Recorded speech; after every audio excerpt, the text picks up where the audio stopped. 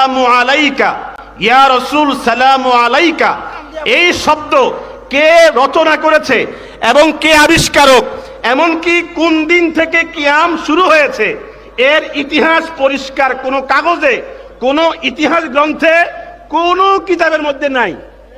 আপনারা বলেন পৃথিবীর কোন কিতাবে ইয়া নবী সালামু আলাইকা নাই। আপনারা বলেন পৃথিবীর কোন কিতাবে ইয়া নবী সালামু আলাইকা নাই।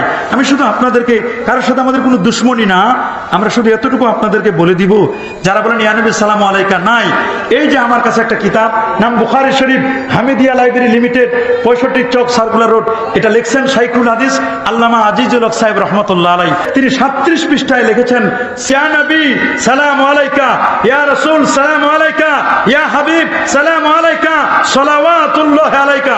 এবার অনুবাদও করছেন, হযরতের শুভ জন্ম উপলক্ষে অলৌকিক ঘটনাবলী আলোচনা করছেন, বিশাল 30 পৃষ্ঠা ব্যাপী জন্ম বৃত্তান্ত আলোচনা করছেন। আপনারা বললেন পৃথিবীর কোনো কিতাবে নাই।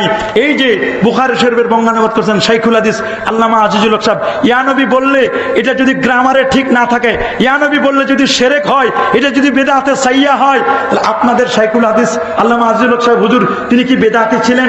তিনি কি গ্রামার জানতেন না? গ্রামার না জানে কি বুখারী শরীফের বঙ্গানুবাদ করেছেন?